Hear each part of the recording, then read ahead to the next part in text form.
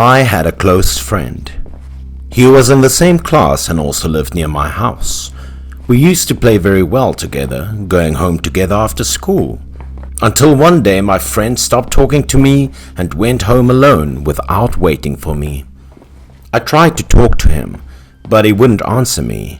No matter how many times I called him, he kept silent. It wasn't until I touched his shoulder that he jumped all over, turning to look at me with a listless, panicked face. His face became thinner, more emaciated than before, like it was suffering from some disease. I tried to ask him about it, but he still wouldn't answer any questions. On the contrary, he went straight ahead, silently. His strange attitude confused me. The following day I went to class and saw his mother come to the homeroom teacher to ask him to take a few days off from school. I felt worried about my friend's health, so that afternoon just after school I ran to his house to ask. I went to his house after school. I knocked on the door for a while when his mother opened the door and invited me in. She also said that he was seriously ill. I asked his mother's permission to come into his room to visit him. After receiving the consent, I went straight to my friend's room. I found my friend lying on the bed in the room. His face was clearly worn out. He looked at me with a strange, soulless expression. I pulled up a chair and sat down next to him. As soon as he saw me, he brightened up a bit, but his skin still looked extremely pale. I asked him what was wrong, and he told me he was having a strange problem that kept him awake for many days. I listened to him and became more and more curious, asking what he was all about, why he was so haunted that he couldn't sleep. Until that time, he told me a whole story. A few days ago, he accidentally met a woman on his way home from school. That woman crossed the intersection at the corner of his house but was accidentally hit by a speeding car. After that impact, the injured woman lay in a pool of crimson blood and the car quickly sped forward and disappeared. He was a witness to the end. He also remembered the license plate of the car that caused the accident. Out of curiosity, he ran to see how the woman was. That woman looked up at him with her whole body covered in blood and weak eyes. She whispered to him. The woman used her weak breath and begged him for help. He called the ambulance and the police to help her. But when he saw the woman whose body was covered in blood, with her voice so weak, my friend also guessed that the woman would not survive. Instead of helping the woman, he coldly walked away. He was afraid that if anyone saw him, he would be the one involved in the accident. After that, he left the woman who got into the accident on the road, and he ran as fast as he could home, pretending not to know anything. Since that day, he did not know about the news of the accident anymore, but he encountered some strange phenomena. Since then, his nature also became taciturn and quiet. His parents asked him no matter what he did not bother to answer a single question. His skin became pale and paler. His eyes were black because of staying up all night, and his body was also extremely weak. Every time he came home from school, he locked himself in the house, refusing to eat. He surprised his worried parents. As for himself, after he abandoned that woman, he always had the feeling that someone was watching him, making him extremely afraid. He also didn't know what was wrong with him. Every day the feeling that someone was behind him became bigger. Every night he seemed to have a fever. The whole body became cold and uncomfortable, and the sweat fell non-stop.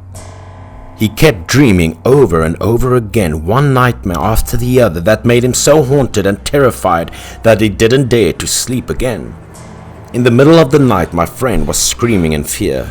His whole body was struggling as if to escape something. His body always felt heavy, as if there were thousands of rocks pressing on him. It was difficult for him to breathe and move. After a while, he felt like he wanted to die, clearly like someone was strangling him. He wanted to ask his parents for help, but every time something happened, he couldn't open his mouth or say anything.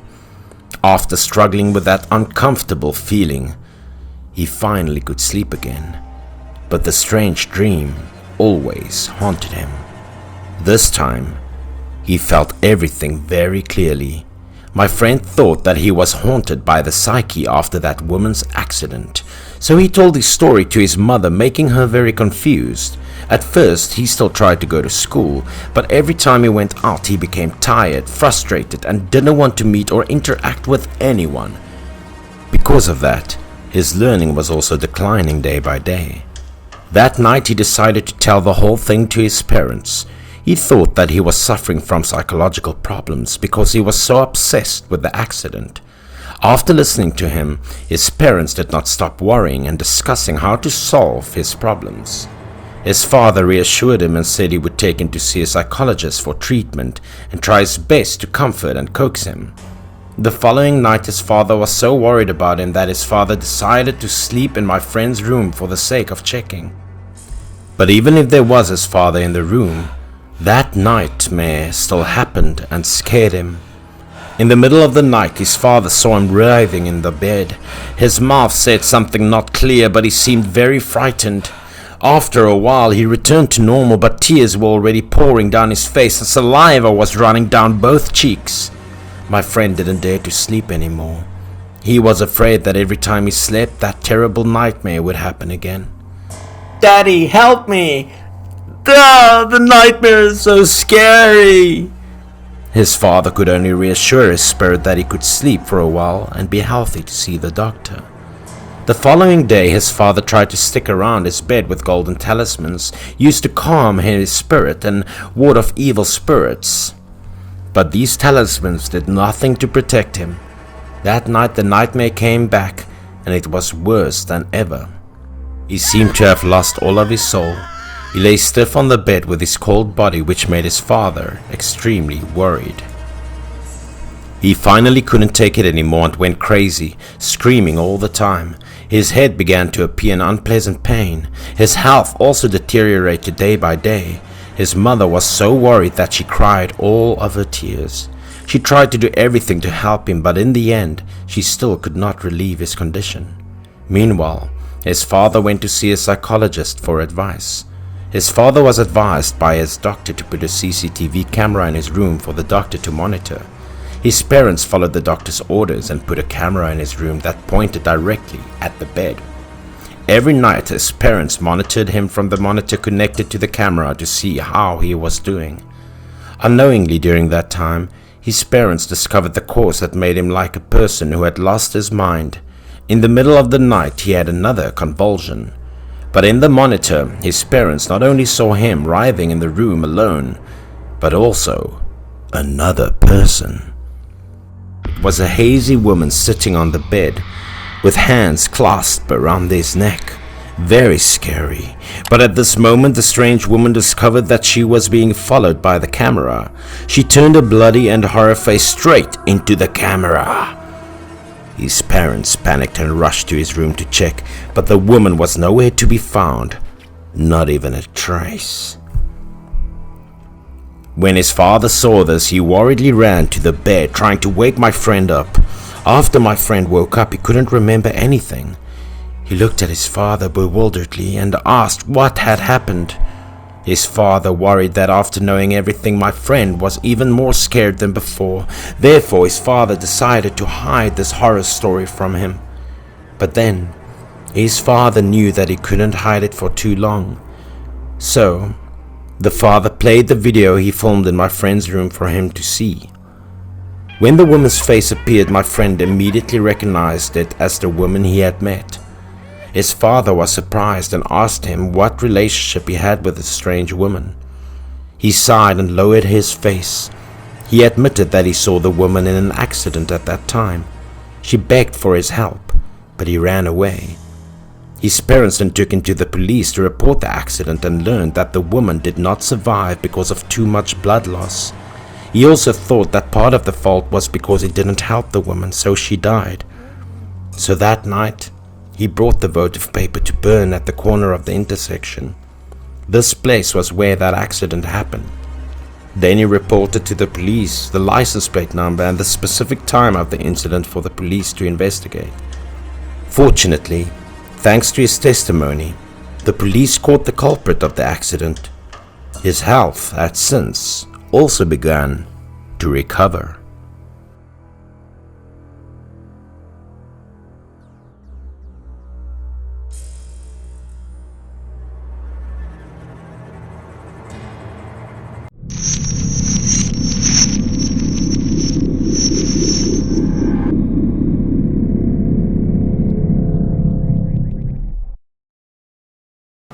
few years ago, I listened to the advice of a young man who lived in the same village as me about moving to the city to start my career. My first job was an assistant working on a construction site in a popular tourist area. I was also able to buy my family a new house in the city after a long period of hard working and savings. Since then, my life had changed as well, becoming better and better as the result of the curiosity and admiration of those around me. Actually, I understood why I was successful so quickly. It all started when I first started working on the construction site. My first days at work were always the most difficult compared to other people, lasting from early morning until very late at night. Working long days without rest exhausted me. A colleague recommended that I stay at the construction site with the other homeless workers to save money at the time. At night, I slept in the cramped dormitory right in the middle of the construction site where I worked, and I often stayed up until late at night because of sleeping in a strange place. I had a habit of going to the bathroom in the middle of the night, but the restroom was far away from the dorm. So whenever we needed to use the restroom, and especially at night, workers actually urinated right under the foot of the tree nearby the dorm. Our sleeping area was also surrounded by wild rocks, so no one else came around except for us. The other workers in the dormitory were all fast asleep at this point, but I was the only one who kept tossing and turning. I kept thinking about the strange thing I saw earlier. The more I thought about it, the more terrified I became. I was urinating under the tree at the time when I felt a strange cold blow on the back of my neck. Then I felt someone's hand slap on my back. I was startled, so I turned around to look behind me, but there was no one there. I was perplexed, thinking that a coworker was pulling a prank on me. But even if I fooled myself, I wouldn't be able to stop worrying about what was happening to me. That cold hand rested on my shoulder again as I turned my back, along with the breath from behind. This time I immediately turned around to catch red-handed the teaser, but all I saw was a strange white smoke. That bright white smoke flew away as if it didn't want me to see it. I watched the smoke, saw it drift towards the forest behind me, and gradually the shape of a human appeared. I couldn't see the figure clearly, but I could tell it had a frightening face and glowing eyes. After that I turned away, attempting to finish quickly to return to my bed as soon as possible. I went straight to the dormitory after I finished, never looking back at the white shadow. But on my way into the dorm, I always had the distinct impression that someone was following behind me. I dashed into the dorm and slammed the door shut, not wanting the strange person behind me to come in.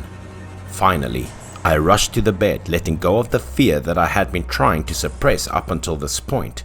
But at that time, I couldn't get my mind off the strange white shadow. The next morning, I returned to the construction site to work, still thinking about the strange story that occurred to me. Our workers ate lunch at the construction site that afternoon, but because I was afraid of what happened the night before, I didn't dare to eat. Therefore, I wouldn't have to go to the toilet later. I decided to hide in the back of the dormitory, filling my stomach with a glass of water to satisfy my hunger so that I could work in the afternoon. Even so, I couldn't stop thinking about the strange figure I'd seen. I unintentionally glanced over, clearly seeing that this was where I met the white shadow at night, and I became intrigued. I quickly stood up and went into the bushes to check. The first thing that caught my eye when I walked in was a large mound of ground that looked like a grave. There were no inscriptions or incense around this tomb, only a simple incense bowl made of sand and soil. I knew there was something wrong, so I quickly left before I got into any trouble. Then I went to find my manager, who was also a long-term employee here. As soon as he saw me, he put down his unfinished business and came over to talk to me. He knew that I was a newcomer. He answered my questions enthusiastically, even when I inquired about the grave at the edge of the forest. He was surprised at first when he knew that I found the grave. He told me that when its construction was just getting started, the locals discovered an ancient coffin. When everyone saw this, they held a ceremony in which they asked permission to move the coffin to the edge of the forest, then bury it and worshipped it. When I learned about the incident, I became concerned and asked the manager where I could use the restroom without disturbing the deceased. The manager pointed to the back and said, The toilet is there and you can shower comfortably there. After that, the manager continued his business and never mentioned the coffin again. Since then, whether in the morning or in the evening, I'd walk a long way to use the restroom. We would have a weekend off and we were able to travel back to our hometown for a few days of vacation. I lived far away from home and I didn't have any friends or relatives nearby, so I decided to stay in the dormitory. The manager was in the same situation as me, so he stayed as well. I wanted to be close to him, so I went to the market to buy some food to cook some simple dishes. And then I asked the manager to join me for a few drinks the night. The manager enthusiastically agreed. We had a great time that night because we didn't have to worry about going to work the next day. After drinking until midnight, both of us wanted to go to the bathroom, so we asked each other to go together. I immediately went after him. He took me to the grave where I saw it the last time. At first I thought nothing strange would happen if I went with the manager, but after a while the manager burst out laughing next to me. His entire body trembled as if he had been poked, which perplexed me. I had a feeling something was up, so I took a look behind the manager. I clearly saw a hand on his shoulder at the time. The manager appeared to be aware of this, so he made some jokes with the person behind him. After that, both he and the strange spirit standing nearby laughed. I couldn't take my gaze away from them, and unexpectedly being seen by the spirit. The strange spirit changed the subject and approached me. I could feel the spirit standing behind me, staring at me but acting as if I didn't know that he was there. When the manager noticed my face changing color, he said, "Hey, you're drunk." Then he pointed to the dormitory and instructed me to follow him inside. As I walked, I gazed back at the spirit. I could clearly see that he not only did not leave, but also continued to look at me. I was afraid the spirit would follow me and the manager into the house, so in a panic, I dashed inside and slammed the door. When the manager noticed this, he was surprised and asked me what was wrong. I wasn't able to hold it anymore. I told him that I saw a ghost standing behind him. The manager stated that he knew it from the start. But because the spirit was a good person, he had no fear and regarded him as a friend. I was surprised and intrigued. The manager asked me to sit down and told me about the spirit. He recalled that the workers were not immune to this issue. Every time they worked, someone touched their back. The workers brought this to the contractor's attention, but the contractor did not believe them and threatened to fire them. This became a daily occurrence at the construction site over time, and it would not go away until the grave was established. The workers here also joked among themselves that the deceased might have been too lonely to tease them. It helped to calm my nerves after I listened to it, and he told me that the next time I go there, I should just say hello and worship, that nothing would happen to me. Then he told me that those who didn't harm the deceased would not face repercussions. As time passed, the project remained solely my responsibility. However, as the work was almost completed, the contractor discovered the coffin. When the contractor saw the wooden frame of the coffin, he realized it was expensive wood. So he took this piece of wood and sold it, and the corpse was temporarily buried in that land. However, after selling the coffin, the contractor began to experience bad luck. He frequently became ill to the point of death, and the money began to dwindle as well. Not only that, but he also saw a ghost standing behind him at night. The contractor had to sell all of his assets in order to find a magician who could cure him. Later on, I realized that the soul really just wanted to get to know me. Souls have no reason to harm us if we don't harm them.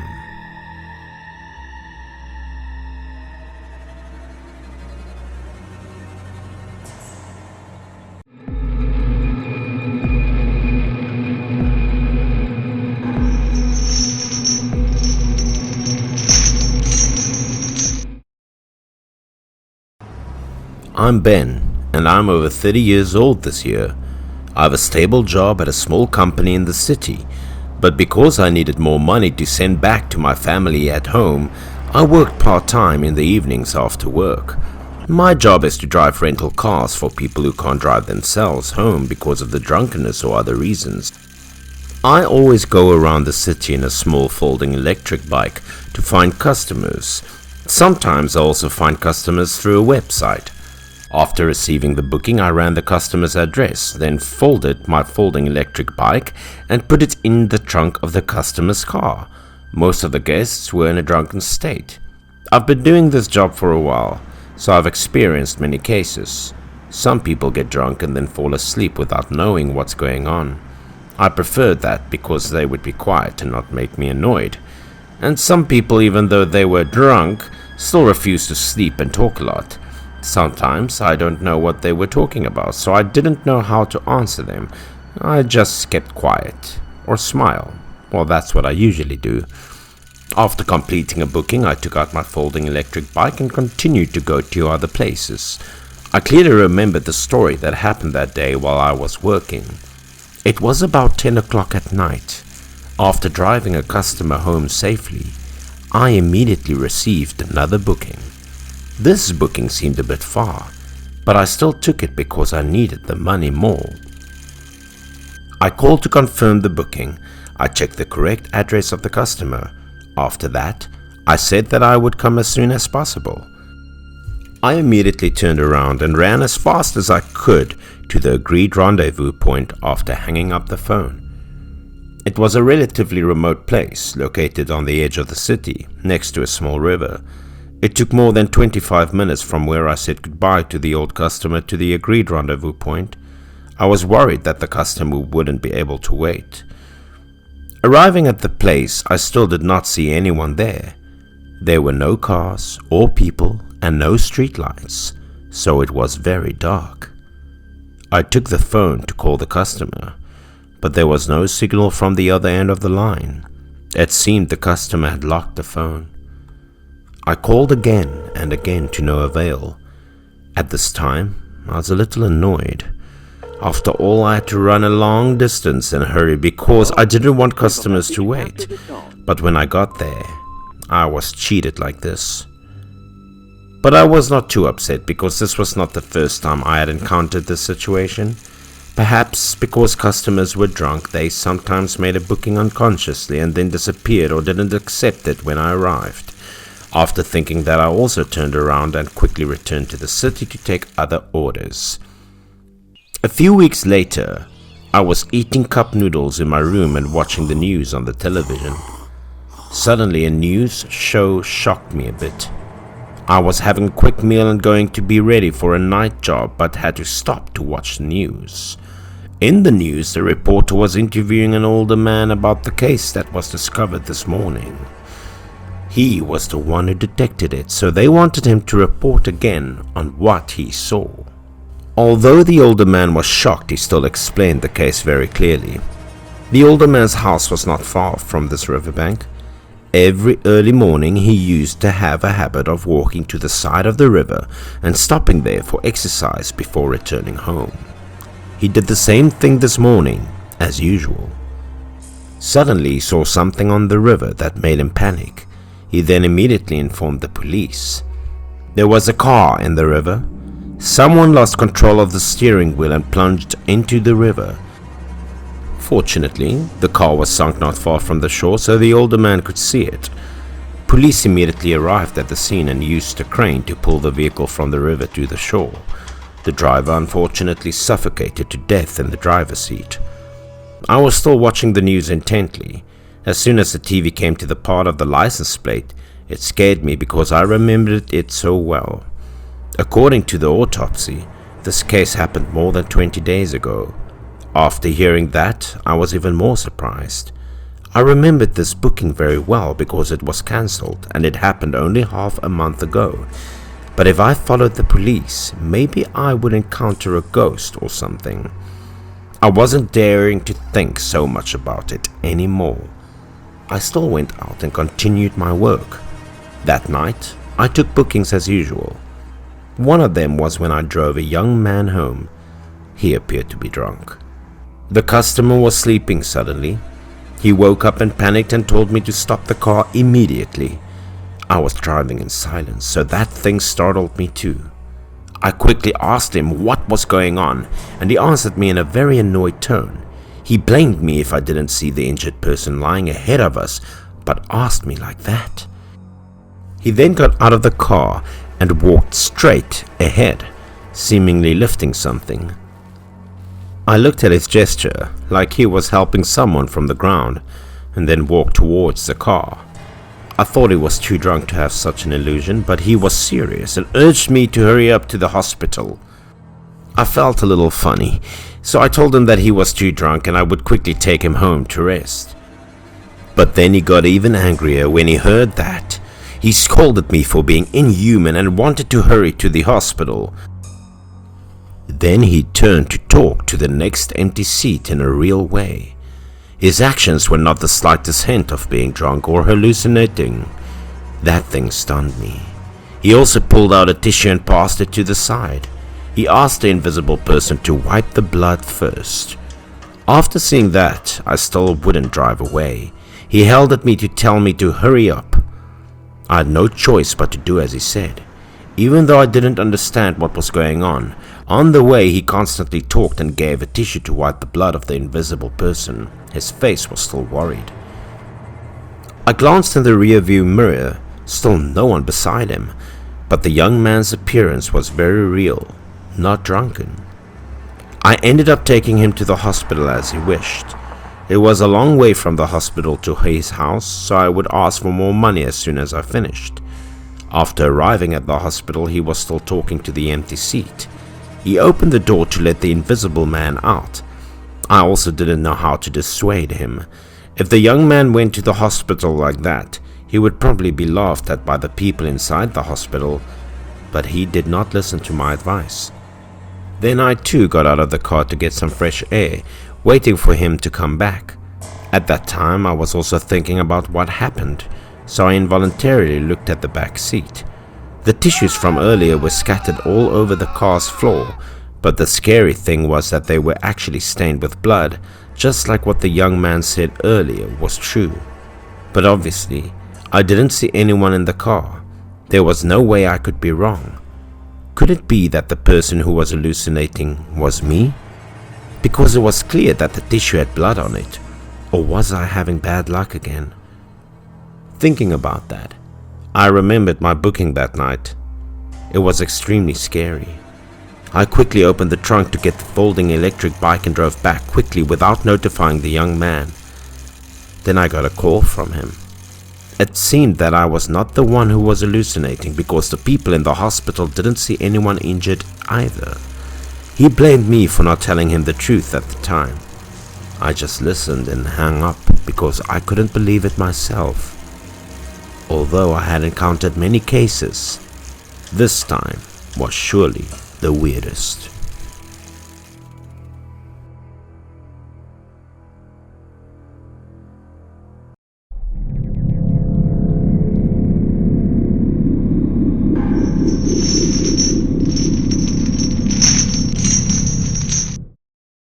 In mid-June last year, I started attending a university in the city, so I had to move into a dormitory.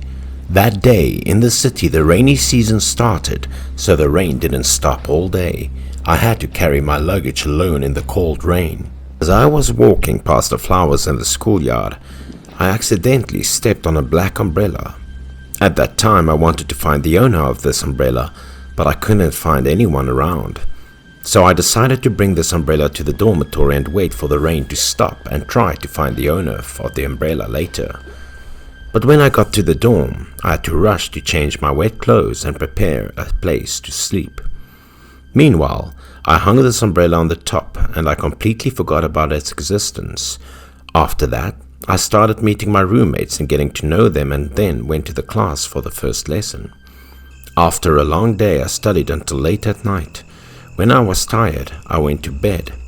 Before I slept, I tried to change my rain-soaked clothes quickly and went to the bathroom to wash. After I finished washing clothes and returned to my room, I accidentally discovered that in the hallway of my room there was a faint black shadow. I thought someone was drying clothes, so I went out to have a look, but when I got there, no one was there. I tried looking around, but honestly, I was alone in the hallway. That made me a bit confused. Then I looked up at the black umbrella and thought to myself that I would return it the next morning. After that, I dried my clothes, went back to my bed and slept until the next morning. Early in the morning, my friends woke me up and they found out that I had a high fever. Because my roommate was worried about my health, she said she would ask for permission to let me take a leave and notify the administrator. After that, I decided to lock myself in my room and thought that it must be because of the rain yesterday that I caught a cold like this. While my friends went to their first lessons in class, I was lying on the bed and sleeping. But after a while, I heard footsteps echoing in my room. I could feel someone walking into my room and then across my bed and out onto the balcony where I hung my clothes. Then this mysterious person came in and stood beside my bed. She stared at me. I was startled and quickly turned around to see who it was. But I panicked when I saw a young man with a wet body standing next to the bed. In his hand, that young man was holding a black umbrella that I picked up in the flower bush. But the scariest thing at the time was the bloody disfigured face of the angry young man looking at me with fear. I screamed out in fear and sat up, shuffled behind the bed. I didn't know what to do. Seeing that, the young man put down his umbrella and put his hand on my side to push me into a dead end. After that, a young man used his hoarse voice to scold me for taking away his black umbrella. This horrible young man forced me to return the black umbrella that I stole, which made me cry in fear. While being pushed to the wall by the young man, I accidentally hit my head on the wall behind me. After a while, I heard someone calling my name. When I opened my eyes, I saw a woman in front of me. I woke up and sat up and saw that the manager of our room, she was still looking at me with worry. She said my roommate told her I had a fever. So she came here to check it out and then asked me what I was dreaming about and why I screamed like that. I was confused and didn't know how to answer her. Then she and I looked down at the ground. At the time, I panicked to see the black umbrella that I hung on the balcony, which was suddenly now in my room. I remembered, so I panicked and told the manager that I had met a scary young man. The owner of this umbrella came here to reclaim it. She didn't say anything after listening, just silently picked up the umbrella and told me to follow her out. Her attitude at the time surprised me. It seemed like she already knew something. I followed her to the office and saw her leave the umbrella at the door and go to the table. She called me to the table and asked me to sit down and told me a story about this umbrella. The owner of the umbrella was a student of my school and lived in my dorm room. He was a person with a difficult background. His father was a gambling addict and left him to take care of his grandmother. Because of his family's difficult situation, this young man considered quitting his studies, but he was supported by his teachers and raised enough money to pay for his tuition. The studious young man felt very lucky with that, so he studied hard and achieved admirable results. After that, he passed the entrance exam to my university and became the first valedictorian with the highest score in school ever since. During that time, he studied and worked on many different jobs to pay for his school fees. With his gentle and hard-working nature, he was very popular with friends and teachers, so everyone helped him with some money. But instead of taking the money, he refused because he thought that his savings from overtime could help him pay and leave the scholarship money to another friend with more difficult circumstances. Things started happening when entering the second semester at this dormitory. At the time, his father somehow found the dormitory and came here to find him in a miserable state. This man begged him to give him some food because he loved his father so much. The young man couldn't send him away. After that, he went down to the canteen and bought his father some food and brought it up to his room to eat. But when he returned to his room, he found his father had disappeared without leaving a message. After that, the young man looked over his desk and saw that the tuition money he had worked so hard to save was gone. Knowing who the thief was, he and the school called the police. However, with the little information provided, it was difficult for the police to catch his father. His roommate at the time also said that they had some valuables taken away, but no one blamed them. Not only that, after the incident happened, his roommates continuously comforted and tried to help him through this difficult time. But unexpectedly, this became a shock to the young man. That made him taciturn, quiet, and did not want to meet anyone. Until one day the whole dormitory suddenly became chaotic after a loud noise resounded from the balcony. His teachers and friends were all shocked when they discovered that the young man had committed suicide in the rain. The corpse of the young man lay motionless in a pool of blood. No one would dare to come near him. At that time, the person who felt pity for the young man was the manager of the dormitory, who was also the manager now. Out of pity for the young man's plight, she used this black umbrella to cover him from the rain and keep the scene intact. She stood in the rain, covered him with an umbrella until his body was loaded into an ambulance and taken away. After the incident, because of the chaos, her umbrella got lost somewhere unknown and gradually drifted into her oblivion. She then asked me where I found this umbrella in surprise. At the time, I told her that I saw an umbrella in the flowers in the dormitory yard. The manager got upset and said that's where the young man committed suicide that year. The heavy atmosphere between her and I was suddenly destroyed by a cold wind blowing across the room. We both looked at the door in surprise and saw that someone was looking at us. The manager immediately realized that it was the student who was in the accident when he was coming to claim the umbrella with his wet body. I was so scared that my face turned pale and I didn't dare to say anything. And the manager was so scared that she shivered. But then she stood up again and walked towards the student. Her action surprised me. She suppressed her fear and walked over to hug the unfortunate student. At that time, all the resentment in the young man suddenly turned into a smoke that flew into the air. The young man then also disappeared, and she collapsed on the floor. When I arrived, I found her body drenched, surrounded by strange puddles of water. Then she cried and whispered that he was a good person. After that, it was over and I didn't see that student anymore. My manager at the time continued to manage my dormitory and she was very popular with the students here. The black umbrella was still there, hanging by her in the office as a souvenir for the deceased student.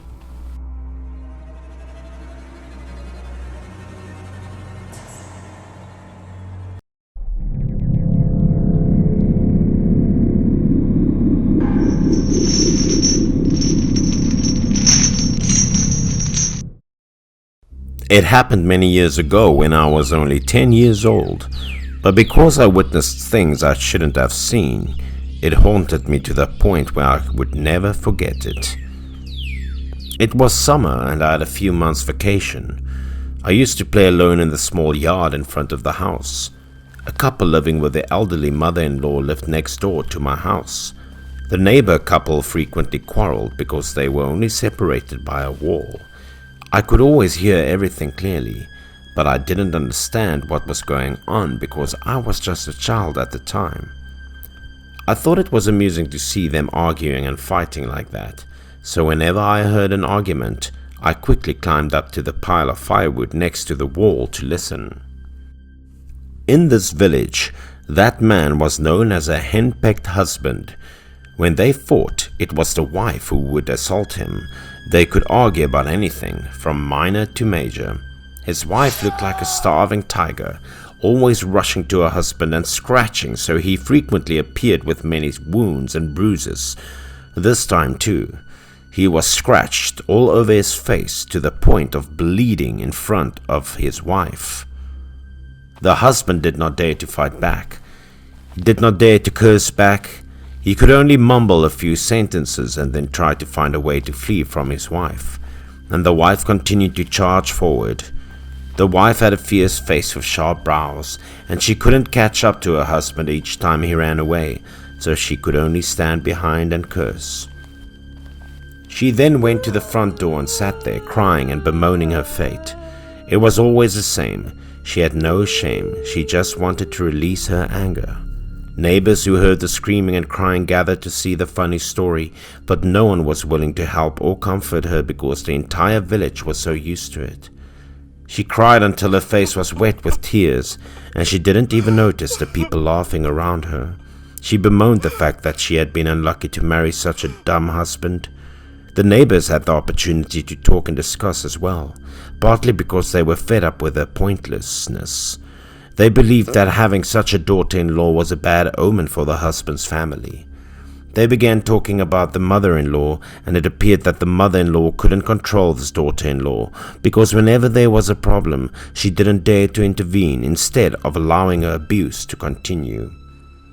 Her mother-in-law emerged from the house at the moment. She was very old, her face sorrowful as she looked at the daughter-in-law crying on the ground. She didn't dare to touch her, so she could only offer advice. Not only did it not work, but she was chastised as well. It was only when she cried hoarsely and tiredly and went into the house on her own that it came to an end. The husband fled until the evening before daring to return, but as soon as he got home they continued to argue. I was sleeping, but the arguing woke me up. At the time I wondered how they could live together in such a state. The argument continued until late at night.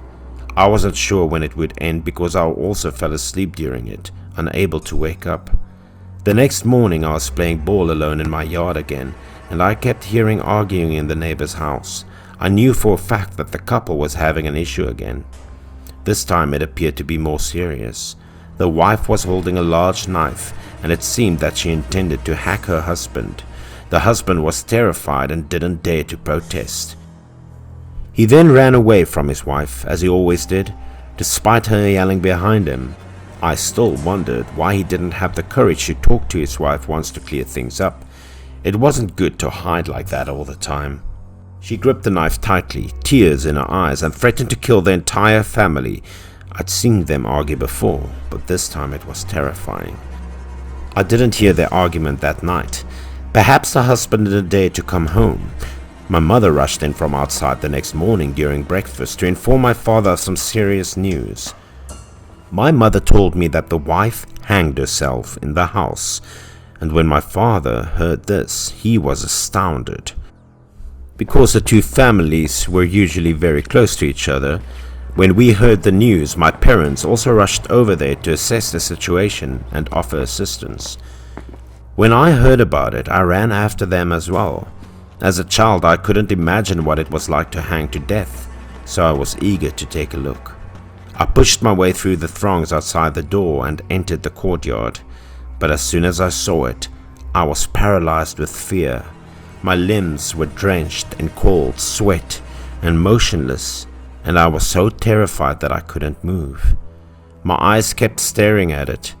This was the first time I had seen a horrifying scene like this, and I started to regret coming there out of curiosity. A few neighbors were assisting in the removal of her body. Her eyes were rolled up, her mouth wide open, her face pale, and her limbs white.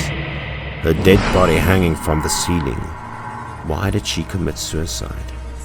Her husband wasn't at home at that time. It seemed that he didn't return home all night. When he learned that his wife had been hanged, he returned and went to a burial team to bury his wife's body as soon as possible. According to the burier, the deceased should stay in the house for 3 days before being buried to avoid bad luck, which was an old tradition. But the husband was unconcerned about these traditions. He simply wanted to bury his wife as soon as possible. The burial team also carried the coffin to the village's cemetery quickly because they had been paid and because the tenant had requested it. On the way, the carriers were startled by a noise in the coffin, which sounded like the wife trying to knock on the coffin. When one of the group members heard it clearly, he panicked and told everyone to place the coffin on the ground to assess the situation before moving on. The 4 of them put down the coffin and stood dumbfounded, hoping to hear the knocking again, but it seemed to have stopped. They began to panic, wondering whether they should open the coffin lid to look inside, because the noise was not their imagination, but rather a fear that an animal was hiding inside that would devour the corpse. So the 4 of them decided to open the coffin lid to see what was inside. Even though they were all a little scared, indeed seeing the wife's body stunned them, their faces were blue and bloodless. The wife opened her white eyes. Her mouth was open and stretched her arms forward as if she wanted to strangle someone. She looked very resentful, like she couldn't die in peace.